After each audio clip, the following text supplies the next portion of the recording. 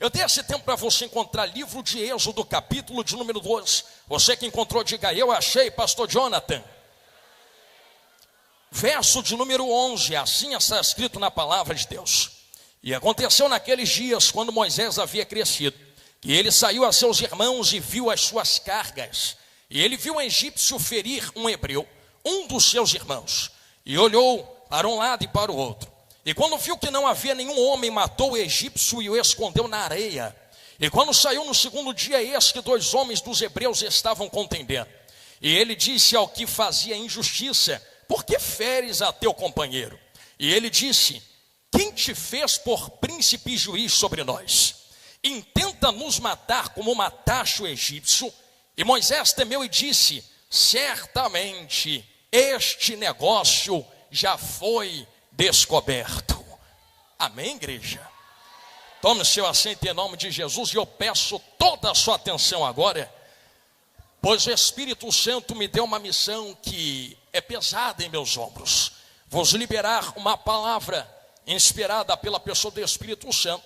Quero ser fiel a cada vírgula e a cada tio que ele colocou no meu coração. Por isso eu peço toda a sua... Isto, olha bem dentro dos meus olhos. Assim, deste jeito. Eu sei que todos vocês conhecem a história de Moisés. E são conhecedores também que Moisés não foi alguém que começa pelo alto. Não é alguém que cai de paraquedas. Ele é alguém que tem uma história muito bem construída, exalada e explícita dentro da Bíblia. E como qualquer outra história, principalmente na presença de Deus, essa história teve os seus altos e baixos. Mas eu quero que os irmãos coloquem em pauta no seu coração que a história de Moisés não é algo aleatório. Me parece que Deus veio escrevendo e direcionando o seu servo para que ele assumisse uma posição de liderança e uma posição de destaque em frente ao povo de Deus. Concernente a isto, uma das coisas que Deus faz com Moisés é lapidar o seu servo, entendendo que estar de frente, liderar, falar e ter autoridade para estar diante ou acima de um povo é só parte de um processo, é o final de uma etapa. Se eu pudesse falar acerca da sarça ardente que acontece no capítulo seguinte, com certeza eu vos levaria por dentro de um caminho de avivamento. Mas se de fato eu falaria de avivamento, eu também precisaria deixar muito bem claro a vocês que um avivamento de Moisés não começa no capítulo 3, quando ele vê fogo arder na sarça.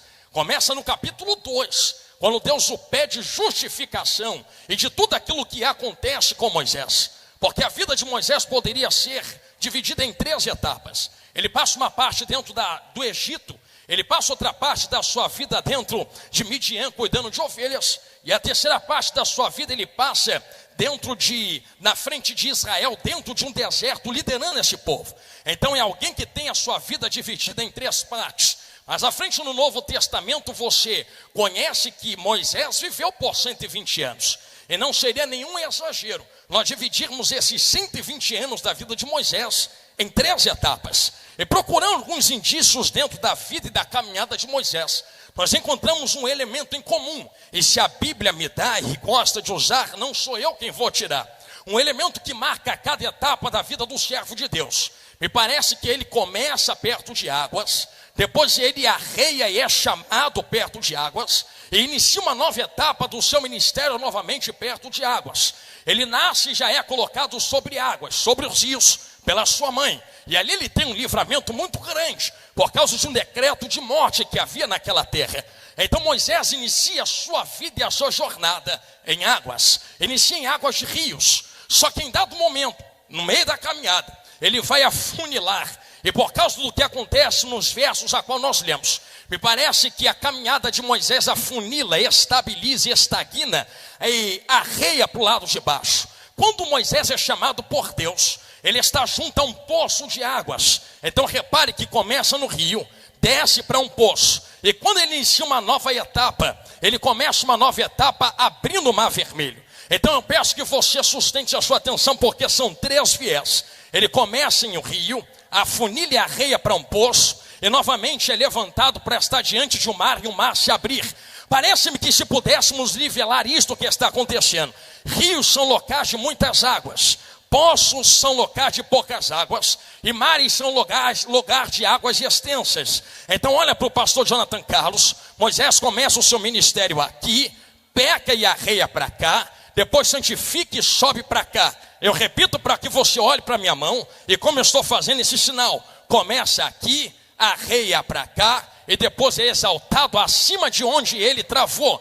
Pastor, por que é que afunila no meio da caminhada e depois é levantado de volta? Fiz esta volta para poder introduzir o capítulo 2, versos de número 11 nos vossos corações. E peço que você sustente completa atenção, porque no verso de número 11, a Bíblia nunca escondeu que Moisés não conhecia quem era o povo hebreu.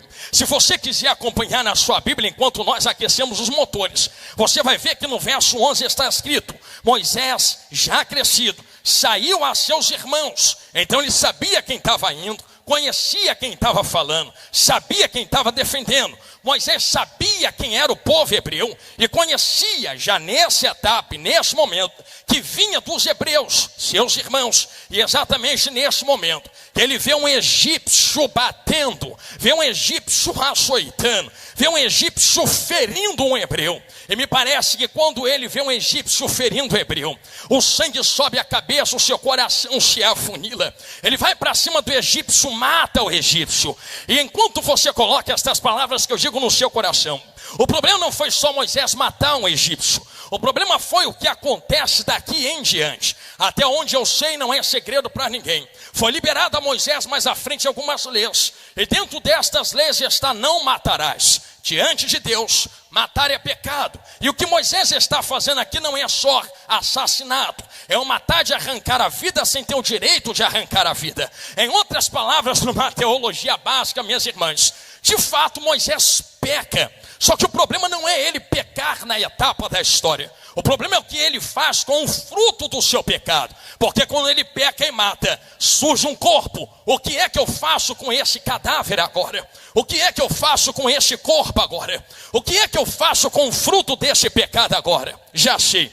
Vi areia, vou esconder por baixo da areia. Se não há ninguém de um lado, se não há ninguém do outro lado, ninguém viu, ninguém está sabendo. Se ninguém está sabendo, ninguém pode apontar dedo. Se ninguém pode apontar dedo, eu vou continuar vivendo a minha vida como se nada tivesse acontecendo. Já entenderam aqui na frente? Vou falar olhando para a direita agora. Ele pega o fruto do pecado, esconde embaixo da areia. E você leu comigo, no segundo dia, vai caminhar como se nada tivesse acontecido entre nós. O problema não é pecar. O problema é sair o dia seguinte como se nada tivesse acontecido. Vai continuar vivendo como se nada tivesse feito. E eu sei que eu estou pregando para um povo crente, entende o que eu estou falando aqui nesse momento. Que o problema de muitos não é errar, porque se errar, tem alguém que te justifica diante de Deus. O problema é errar, pegar o fruto do pecado, esconder e continuar vivendo como se nada tivesse acontecendo. Ele caminha antes do pecado e tenta continuar caminhando no mesmo jeito depois do pecado. Aqui é que está o problema sério da história. O corpo está escondido na areia. Ele vê dois hebreus brigando no outro dia. Estou gostando do olhinho arregalado. Enquanto está brigando no outro dia, já tem gente sorrindo, entendendo onde eu estou querendo chegar. Ele vai tentar separar a briga, como fez no dia anterior. Alguém aponta o dedo para ele e diz: espera aí, rapaz. Quem te instituiu juiz e príncipe sobre mim? Quem te colocou como liderança sobre mim? Vai me matar como matou ontem? Vai fazer comigo como fez com outro ontem? Vai me esconder na areia como escondeu o outro ontem? Sabe qual é a resposta de Moisés, igreja? Certamente este negócio já foi descoberto. Foi descoberto porque não era para descobrir, não? Não era para ninguém saber, não? Não era para ninguém ver, não? Não, pastor, por isso escondeu na areia. Exatamente. Quem vive com pecado escondido não suporta quando tudo lhe é revelado diante de uma multidão.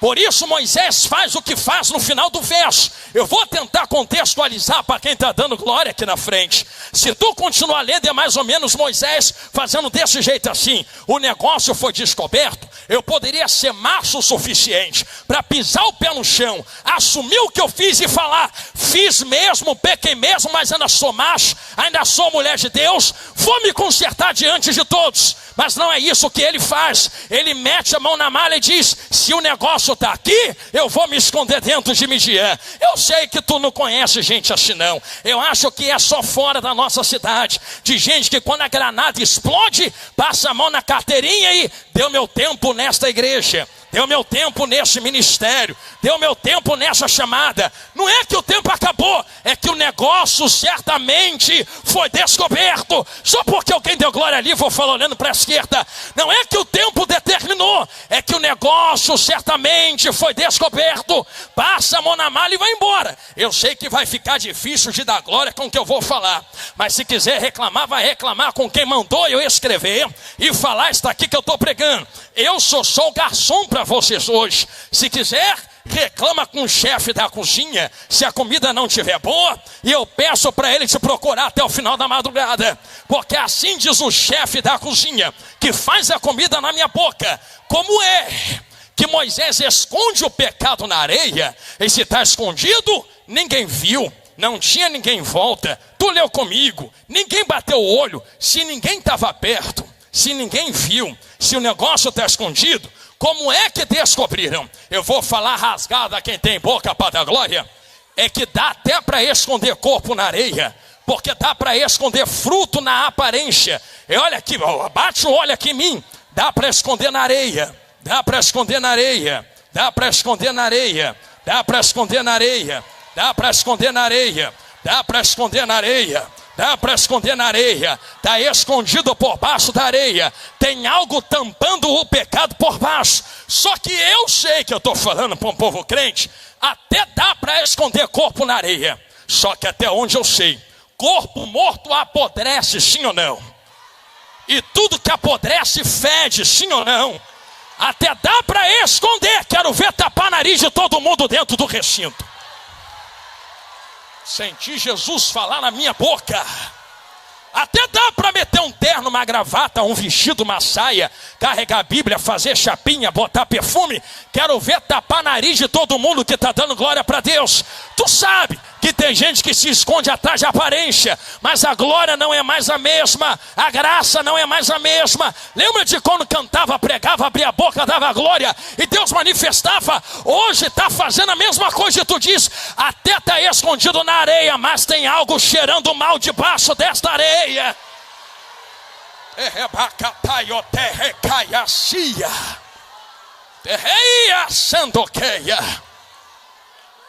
Só que eu estou pregando, e sendo bem específico a voz, não dá para tampar nariz de todo mundo dentro do recinto, porque o problema, e permita-me contextualizar, está muito explícito no texto. Não vinha ninguém de lá, não vinha ninguém de cá. Se não tem ninguém me olhando, ninguém viu. Se ninguém viu, dá para continuar vivendo como se nada estivesse acontecendo? É que Moisés cai aqui. Só que certo dia, agora eu vou passar para a segunda marcha, daqui a pouco eu volto no capítulo 3. Um varão galileu estava andando no Novo Testamento. Juntou 3 do lado dele e falou: tu, sobe comigo para o monte. Sobe para cima do monte. Enquanto ele está no monte, é transfigurado. O rosto começa a brilhar. Parece do lado dele Elias e do outro lado Moisés. Me parece, numa base de contexto teológico, no dia que Moisés pecou, não tinha ninguém na direita, não tinha ninguém na esquerda. Quando Cristo é transfigurado, tem um na esquerda e tem aquele que era pecador na direita. O problema é a reação de Pedro quando Cristo é transfigurado. Pastor, por que o problema é a reação de Pedro? Que Pedro vê a glória sendo manifestada e diz assim: esse lugar é maravilhoso, eu quero permanecer aqui. Faz o seguinte, Jesus, eu vou fazer 3 tendas, uma para ti, uma para Moisés, uma para Elias. Vamos permanecer nesse lugar. Teologia e EBD básica, quem está dando glória enquanto ouve esta palavra. Eu sei que é gostoso o monte onde a glória se manifesta. Só que tem demoniado no pé do monte esperando a unção que Deus deposita em tu para fazer a obra. Não se vive só de glória de monte. Tem que descer com a glória que se recebe no monte para libertar quem está embaixo. Não, calma que eu estou em Êxodo 2 ainda, mãezona. Pastor, por que tu está dizendo isto? Porque Pedro está vendo Cristo. Mas me parece que Pedro ainda não sabe quem Cristo é. E a maior prova que Pedro ainda não entendeu qual é a chamada de Cristo é que certo dia Cristo aponta o dedão na cara dele e diz: para trás de mim, Satanás. Pedro, por que tu está deixando o diabo usar a tua boca? Tu não entendeu que eu estou na terra para ir para a cruz do Calvário, rapaz? Eu vou para a cruz você querendo ou não. Essa dinâmica de Pedro não entender completamente a chamada de Cristo faz com que Pedro nivele Cristo a Elias, Cristo a Moisés, só que com carinho. Elias foi maior, talvez um dos maiores profetas, sim, até João Batista. E Elias naquela transfiguração representava a boca dos profetas. E Moisés, pastor, Moisés representaria todas as leis que foram escritas. Deus olha para Moisés, Deus olha para Elias, chama Pedrão e fala assim: Pedro, eu sei que Elias foi grande profeta, eu sei que Moisés escreveu muita lei, mas esse que está aí é meu filho amado, a ele eu vi. Moisés é Moisés, mas não é maior do que ele. Elias é Elias, mas não é maior do que ele. Elias profetizou por causa dele. Moisés escreveu por causa dele. Se cumpre nele. Eu vou fazer uma pergunta que me olha de olho arregalado. Por que é que Deus afirma Cristo entre Moisés e entre Elias? Moisés cai, e quando cai, esconde. E a justificativa é: não tem ninguém de um lado, não tem ninguém do outro. Esconde na areia porque ninguém viu. Mas pensa que quem está sendo transfigurado aqui também não foi tentado quando Moisés foi tentado a esconder pecado na areia e pecar quando não tinha ninguém vendo. Um dia, este varão que foi transfigurado desceu dentro das águas do Rio Jordão. Quando ele está saindo, o céu se abre. É para quem gosta de Bíblia, se quiser ter glória na Bíblia. A pomba desce sobre ele. O que Deus repetiu no monte, já tinha falado no rio. Esse é meu filho amado em quem me compraz. Jesus sai glorificado do rio. Já sei, pastor, está saindo cheio de glória. Chegou a hora de pregar, chegou a hora de cantar, chegou a hora de profetizar. Não, chegou a hora de deserto. O Espírito Santo pega ele. Já entenderam onde eu estou querendo chegar? E leva para dentro de um deserto. Dá ele 40 dias e 40 noites sem comer. Ao jejum aplicado na carne. Depois de 40 dias, a fome chega. Quando a fome chega, vou tentar ensinar para quem gosta de Bíblia. Satanás se apresenta para ele: varão Jesus, está com fome? Tô. Fome e necessidade corpórea. A tua carne está gritando, pedindo: me atende, me atende, me atende, me atende, me atende, me dá algo para comer, bota algo aqui para dentro. Ô Jesus, não tem ninguém na direita, só tem deserto. Não tem ninguém na esquerda, só tem deserto. Não tem ninguém na tua frente, só tem deserto. Não tem ninguém na tua retaguarda, só tem deserto. Ninguém está vendo, ninguém está filmando, ninguém está te olhando. Não tem ninguém no quarto contigo. Não tem ninguém andando na rua contigo. Não tem ninguém aliançando contigo. Tu tá sozinho e ninguém está vendo. Daqui as pedras transformam em pão. Por que transformaria a pedra em pão? Porque Jesus, dá para tu transformar a pedra em pão, comer o pão, bota para dentro e amanhã aparece em Jerusalém e começa a dizer que tu é a vida. Cadê os judeus aqui em volta? Não tem. Cadê o povo aqui em volta? Não tem. Cadê os fariseus aqui em volta? Não tem. Cadê sacerdote aqui em volta? Não tem. Se nenhum deles viu, dá para continuar pregando amanhã como se nada tivesse acontecido no deserto hoje. Senti Jesus falar na minha boca.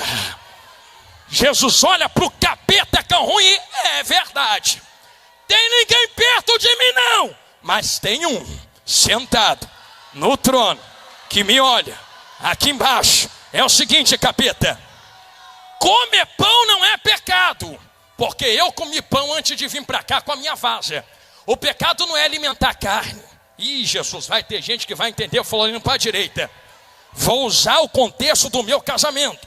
É pecado fazer relação íntima antes do casamento sem estar casado? Sim ou não? E depois que está casado com a esposa, com o marido, é pecado? Então pecado não está em comer pão e atender o desejo da carne. Está em como eu atendo esse desejo. Aonde que está falando que é só depois do casamento? Não é aqui? É pela palavra palavra que se nivela o nível de santidade que cada um coloca diante de uma multidão. Falei, vou falar de novo.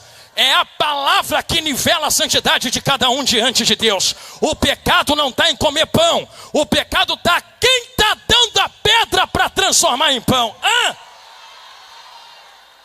Porque lá na frente, Deus também manda anjo para servir pão.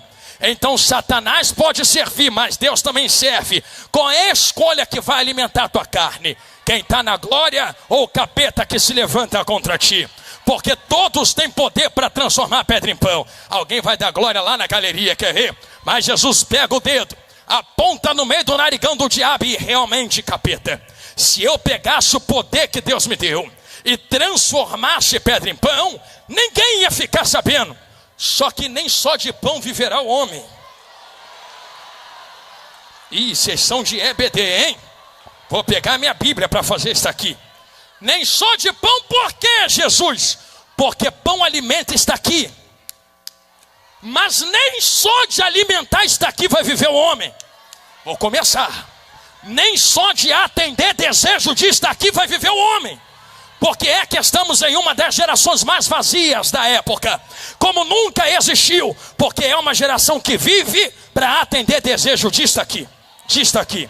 Disto aqui. Disto aqui. Sabe qual é a glória dessa geração aí fora? Fui com 10. Fui com 20. Cheirei cigarro. Meti cocaína no nariz. Fumei maconha. Bebi cerveja. São exatamente quase 2 da madrugada, enquanto tem gente descendo até o chão aí para fora, enquanto tem gente entupindo o nariz de cocaína, enquanto tem gente entupindo o pulmão de fumaça de cigarro de maconha, tem gente que está dizendo, é isto que atende o desejo da minha carne. Aí Jesus olha para o vigilhão da Celebrai e diz, eles estão vivendo só de pão da terra, só de pão da terra, só de pão da terra. Mas eu sou pão que desceu do céu. Nem só de matar fome vai viver o homem. Vai viver de quê? De toda a palavra. De toda a palavra. De toda a palavra. De toda a palavra. Eu sei que tu tem a espada. Tu pode meter a mão na tua espada aí agora em nome de Jesus. Levanta ela para o alto assim. Tem muita gente, esta geração, que está perdida porque perdeu isto aqui. Mas eu creio que eu estou pregando para um povo que não vive só de desejo carnal. Eu estou pregando para um povo que pode estar o chicote estalando nas costas.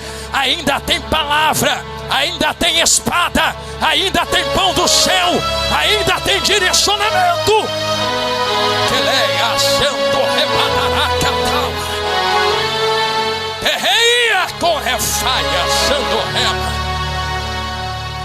Como eu te amo, Jesus. É esta palavra, Santa Igreja, que norteia e direciona a vida desse povo aqui. Pastor, por que tu trouxe para esse lado? Eu trouxe para esse lado. Jesus me cobre. Porque nunca vivemos um tempo em que houveram pessoas tão corajosas ou tão tolas ao ponto de blasfemar e se levantar contra isto aqui. Já foi tempo de gente que não fazia parte da fé, mas respeitava a espada da fé. Eu não sou de lá, mas não vou falar mal de lá. Eu não sou do meio deles, mas não vou falar mal do meio deles. Agora, tá fácil. Vai para a mídia e chama a santa palavra de defecação fecal humana, para não falar a palavra certa que vocês sabem qual é. Dizendo, isto aqui é tudo balela. Isso não é a balela. Não conhecem quem é Cristo. Se conhecessem, lavava a boca antes de falar disso aqui. Quem tu pensa que é para falar da palavra de Deus? Tu é saco de vermes, te morre agora, apodrece em 3 dias e vai ter bicho comendo a tua carne. Não somos nada. Quem é? Pastor, então alguma coisa. Eu te explico quem é. Tem gente falando mal disso aqui, mas isto aqui é tão poderoso, é tão forte, é tão vivo, que não se conteve de ficar aqui dentro. Sabe o que é isto aqui que está na minha mão? Está escrito, mas antes de estar escrito, era a palavra que saía da boca de Deus. Comecei. Qual era a palavra que saía da boca de Deus? E disse Deus: haja luz, e houve luz. A palavra é tão poderosa, a palavra é tão fiel, a palavra é tão forte, que no Evangelho de João, capítulo 1, João abre a boca para dizer: no princípio era o verbo, e o verbo era Deus, e o verbo estava com Deus. E isto aqui é tão santo e poderoso, que desceu na terra, se fez carne, botou cruz nas costas, foi para o Calvário, venceu a morte, ressuscitou, subiu aos céus, e um dia, no toque da última trombeta, vai voltar para buscar quem está dando glória aqui dentro da vigília.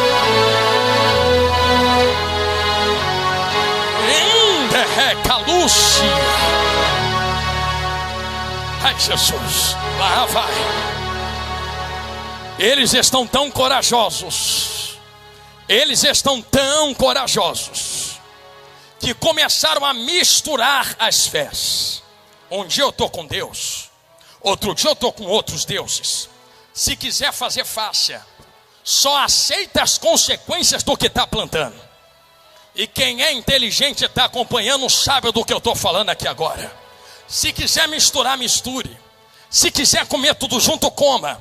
Mas a consequência é perda da primogenitura. Pastor, o que é isso? Estou voltando em Êxodo agora. Lembra da lentilha? De quando Jacó e Esaú estão negociando a primogenitura. Sabe o que a Bíblia diz? O parênteses está aberto. Estou voltando em Êxodo agora. Quem ainda me ouve, diga glória a Deus. Então vai comendo o que Jesus está botando diante de vós. Esaú chegar cansado do campo. Para tu entender a loucura de quem está misturando as fés. Chega cansado do campo. Jacó está cozinhando. Esaú sente o cheiro e fala: nossa, que coisa boa. Jacó olha para ele e é o seguinte: se tu me vender a tua primogenitura, eu te dou isto aqui para tu comer. Aí Esaú olha e fala: rapaz, para que me serve isso aqui? Me dá isso aí que eu estou te vendendo a primogenitura. Sabe o que a Bíblia fala? Eu sei que tu já reparou na EBD.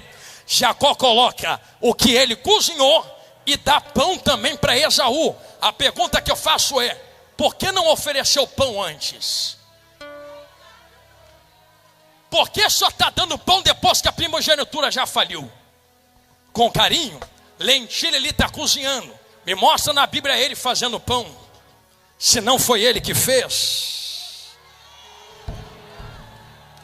Vou falar de novo olhando para a direita, Jesus me cobre. Se não foi ele quem fez, que direito ele tem de colocar preço nisso aqui? Vou falar de novo. Se não foi ele que fez, que direito tem ele de colocar preço no pão? Ai de quem negocia pão dentro da casa.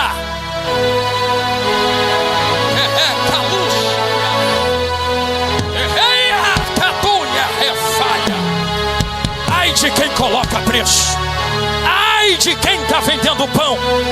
Negocia teu cozido, negocia tua lentilha, negocia tua panela, negocia tua comida. Não negocia a palavra, não coloca preço na palavra. Não tem valor, não tem valor. O que tem é a palavra. Eu não posso botar preço naquilo que não é meu. Eu não posso cobrar por aquilo que não é meu.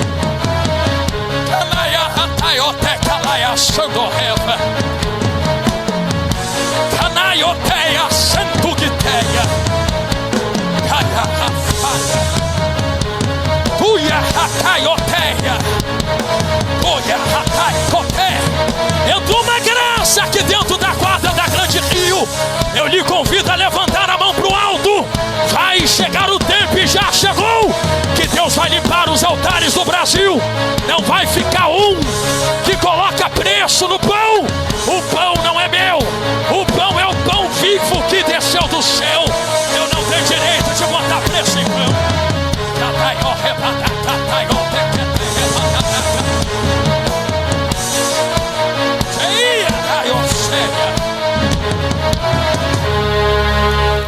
Eu não tenho direito de colocar preço naquilo que eu não fiz. Não fui eu quem fui para a cruz. Não sou eu, haja na boca de Deus. Não fui eu que desci na terra para pagar salário de pecado. Se isto aqui é pão vivo que desceu no céu, que direito tenho eu de colocar preço no pão dentro da casa? É por isto que Jacó negocia a lentilha, mas não coloca preço no pão.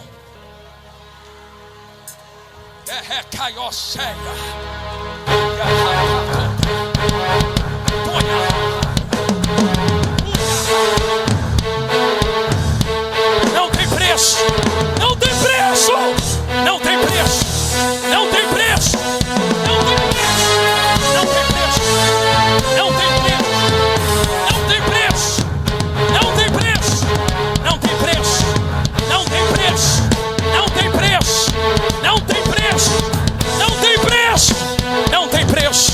Eu não posso negociar aquilo que não é meu. É por isso que Jacó negocia lentilha, mas não toca no pão. Oferece pão de graça porque sabe, não posso colocar preço no pão. Mas agora já vendeu lentilha, já arrancou primogenitura. Então para que vai oferecer pão depois que já arrancou tudo de quem está com fome dentro da casa? Jesus me cobre, Jesus me cobre, Jesus me cobre. Ei!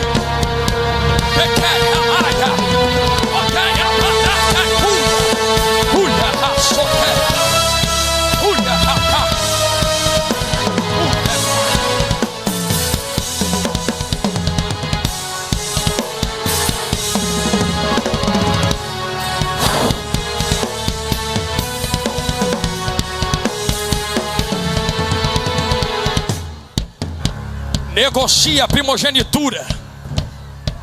Não pode haver mistura. Escolhe, ou tu quer lentilha ou tu quer pão. Porque pão não tem preço. O preço já foi pago na cruz do Calvário. O preço já foi pago e é de sangue. Por isso que não pode ser negociado.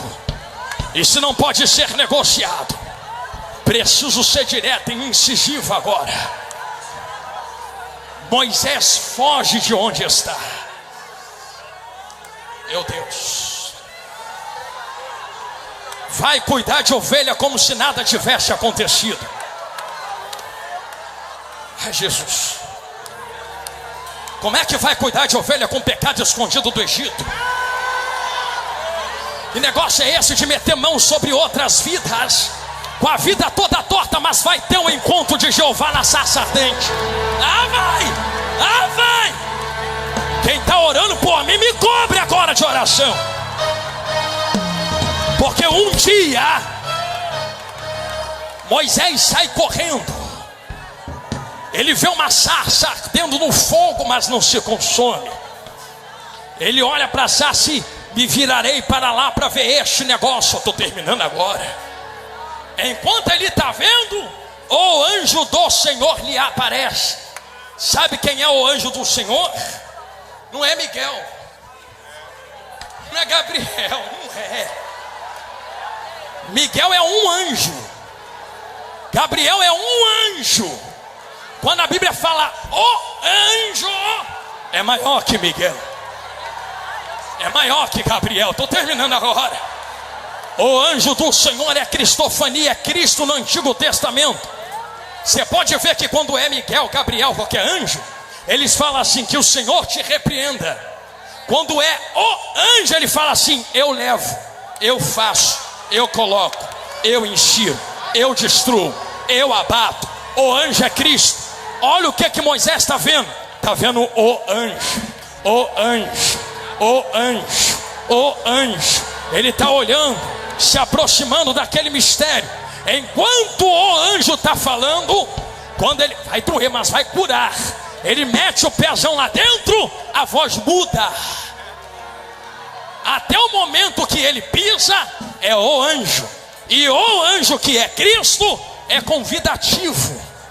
Cristo nunca vai forçar ninguém a entrar. Cristo nunca vai forçar ninguém a levantar a mão e aceitá-lo como Salvador. Vem quem quer, entra quem quer, aceita quem quer. Mas depois que entrar, entrou para quê? Agora que entrou, Quem manda não é mais Moisés, porque Cristo é convidativo, mas a voz que fala depois é ordenativa, teologicamente falando. É o Senhor, em letras garrafais é Jeová. Cristo só convida, entra, aceita, faz, mas quando decide pisar, Cristo vira de lado. Entra Deus na frente e fala: agora quem vai falar sou eu. Quem é de EBD já até levantou a mão para dar glória. Sabe o que é que Cristo fala, meus irmãos? Eu imagino Jesus falando: Moisés, entra se quiser. Entrou, Deus olha para Moisés e coisa da cabeça, pregador: quem mandou tu entrar? Quem te obrigou a pegar ônibus e vir para a vigília? Quem te obrigou a levantar a mão para aceitar meu filho como Salvador?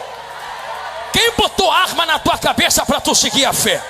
Agora que tu entrou, quem manda não é mais tu. Quem manda agora sou eu, Moisés. É mesmo? É. Eu tenho uma ordem para te dar. Ih, já tem gente baixando ali no meio. Qual é a ordem? Tira a sandália do teu pé, pois o lugar que tu estás é terra santa, santa, santa, santa. Chegou a hora de se consertar, rapaz. Foi só até hoje. A partir de hoje eu tenho uma missão para você. Mas antes da missão, vai ter que tirar a sandália do pé. Sabe o que é que tirar a sandália do pé? Olha aqui para o pastor Jonathan Carlos.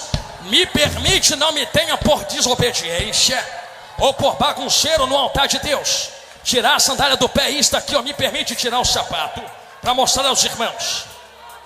Entre mim e entre a terra que é santa, tem uma sandália.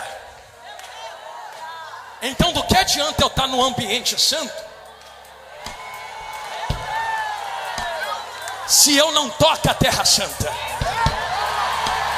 Porque entre mim e entre a terra santa tem algo que eu trouxe de fora. Jesus, olha lá o que tu vai fazer. Esse lugar vai explodir de glória.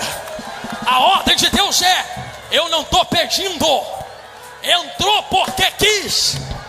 Arranca a sandália do pé agora. Pastor, eu vou ficar descalço? Não, o que Deus está falando é: tem algo te impedindo de tocar a terra santa. A glória já está aqui dentro, o manto já está no ambiente, o fogo já está pegando, e tu ainda está esperando o que para tocar a terra que é santa?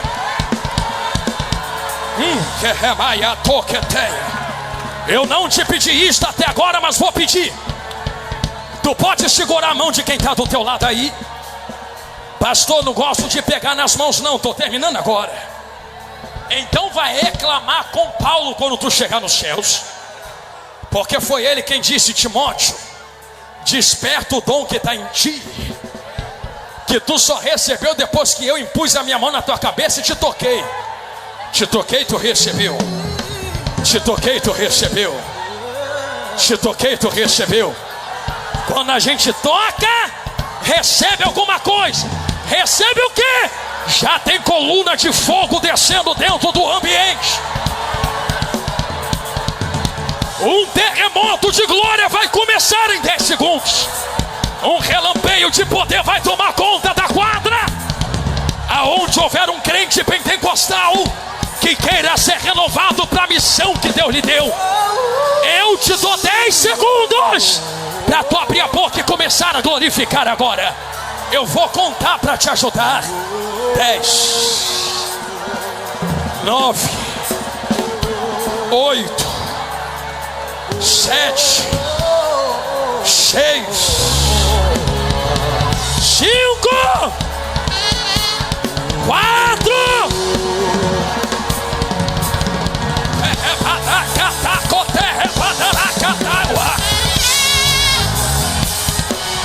3. Uma coluna de fogo já está passeando entre nós. 2. Um terremoto de glória vai pegar conta do ambiente.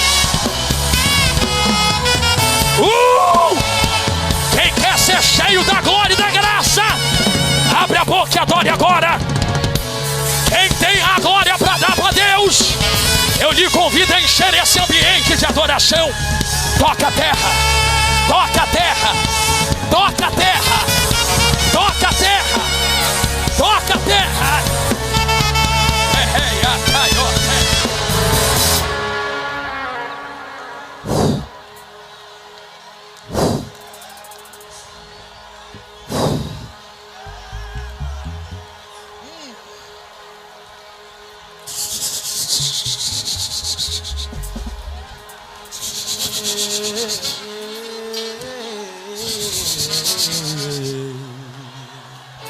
Isso não tem preço.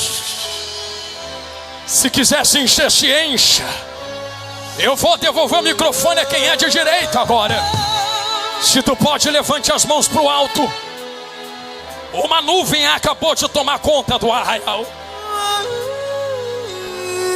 Escolhe hoje. Se tu quer ser o Moisés da areia, o Moisés da sarça, escolhe hoje. Se tu quer ser da lentilha ou do pão, escolhe hoje. Se tu quer ser do monte ou de baixo, escolhe hoje. Se tu quer ser fiel no deserto ou fazer porque ninguém está te olhando, eu convido quem é guerreiro dos céus, sem o auxílio dos instrumentos. Eu vou pedir meus amigos para segurar tudo, que estão me ajudando demais. Mas Deus acabou de me informar. Meu filho, avisa a eles que eu vou dar um sinal de glória como nunca antes visto, para confirmar que sou eu como fogo na tua boca. Eu vou encher esta casa com glória. E quem quiser ser renovado, a hora é esta. De mãos levantadas, uma nuvem acabou de repousar dentro do vigilhão Celebrai. Quem quer ser renovado, 10 segundos de adoração, se você consegue.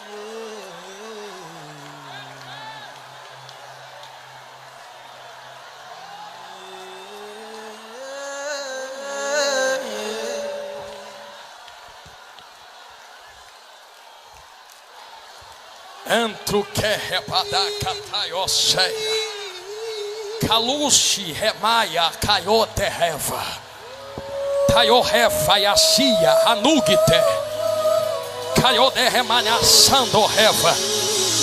Que Deus em Cristo Jesus possa abençoá-los. Eu agradeço a minha rica oportunidade em nome de Jesus. Exaltado sobre os montes,